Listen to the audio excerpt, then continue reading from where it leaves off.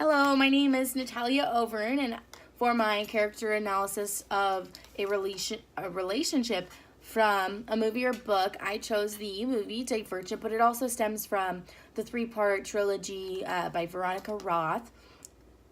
And I'm going to be analyzing the relationship between Beatrice and Tobias. Now, Beatrice is freshly turning 16, which means she's coming to the graduation age where they will test them for which of the five factions they actually truly belong in. So, at the moment, Trish is part of Abnegation, and she's part of the Careless and the Giving Back community and against vanity and self-thoughts about themselves. They only think of others. So when she goes and she tests out where she's meant to be, it turns out that she's divergent, which means she can't be categorized. So she can't be controlled by any of the downing drugs or anything that the community uses to control the population. So that's very frightening for the president, basically, of the community. So her proctor during the test actually manually inputs her result and says that she is actually dauntless. So Trish has to leave the stimulation early, and she goes home and acts like everything's normal. And during her graduation, she's able to actually choose which faction she wants to end up in. She chooses Dauntless, and so immediately after everyone is done choosing their faction, they have to go straight to their faction. So she goes straight to the facility for Dauntless, which is where Tobias is. And now Dauntless is the strong and rugged of the bunch, and they're very brave and careless, and they go towards danger. They're kind of like the soldiers of the community. They protect everyone.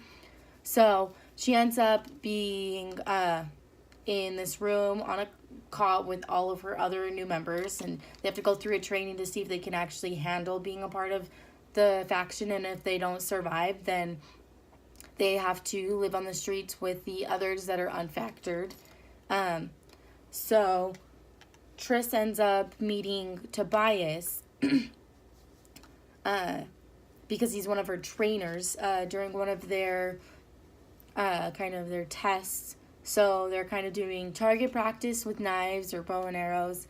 And a member next to her is not being successful. So Four comes up to him and he's like, "You're really not going to make it if you can't hit the bullseye." And so Trish kind of stands up for the teammate and kind of tells Tobias off. And so Tobias is like, "Well, since you want to talk so highly for him, why don't you step up to the plate?" So she stands in front of the target and he throws a knife. He throws three of them. And he ends up putting one above her head and to the sides of her face, and she doesn't move at all. And so he kind of is attracted to her ability to stand up for what she believes in and stuff, but it also is kind of bad for her because if you're in Dauntless, you can't stand up for other people. You kind of just have to fend for your own and protect yourself. So he immediately knows that she's divergent because he's divergent as well. And so he chose Dauntless as his faction also. So they kind of go back and forth through this, I don't like you, I like you phase until Trish is getting beat up by some of the other members in her faction. And so he kind of saves her from falling off of the cave into this water.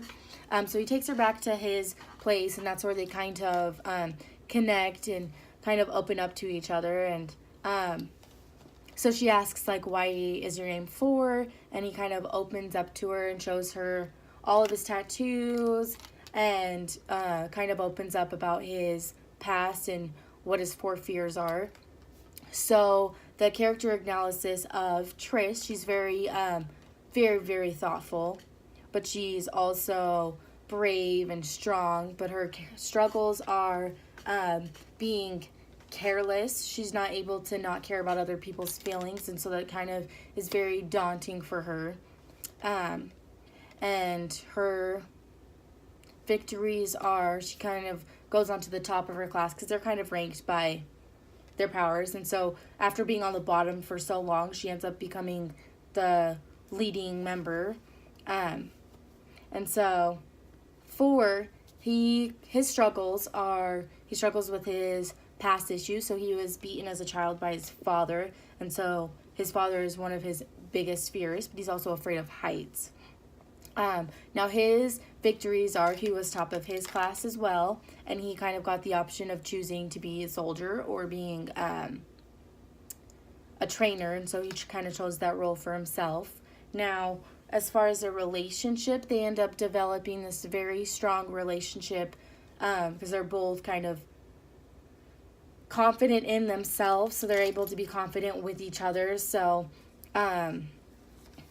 all the parts that Tobias is lacking, Beatrice is able to provide for him, and vice versa. So by the end of the book, they end up forming this extremely strong, unbreakable relationship because they kind of just get each other and understand each other. So by the end of the movie, the faction's leader, basically the president, tries to so they end up overthrowing the agenda of the president and kind of take it over. So by the end of the series, by the end of the movie actually, they kind of created this new world where there's not really the president. And they saw this video from one of the leading factors, one of the founding fathers, or she's a female. So the female looks exactly like Tris, and she finds out that it's her grandma or her great-grandmother, and that they're kind of a part of this test. So there's like these outer world trying to see which society is the best way of bringing up a community. So they're actually part of the simulation. So they're kind of curious what's behind the wall that they can't see. So the end of the movie, they kind of are trying to rebuild, and then they're going to tackle and see what they can figure out about behind the wall. So the only conflict in Beatrice and Tobias' relationships is the countless times that Tobias asks her not to put herself in unsafe situations and get herself killed because he doesn't want to see anything happen to her. And countlessly throughout the entire trilogy, she ends up putting herself in situations that threaten her life.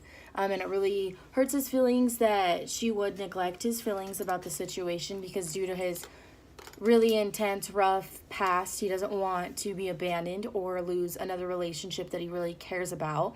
So from a psychological point of view, and from what I have learned, I would suggest that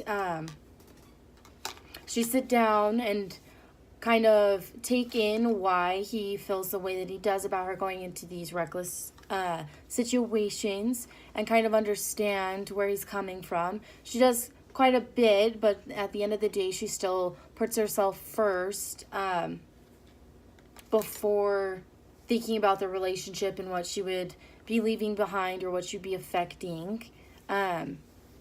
So we've learned that in a relationship, we need to care, and we need to celebrate the joy, and we need to listen. So I would suggest highly that she listens to his opinions and doesn't put herself in situations that would affect their relationship in a negative way. And that is the end of the relationship analysis. Thank you.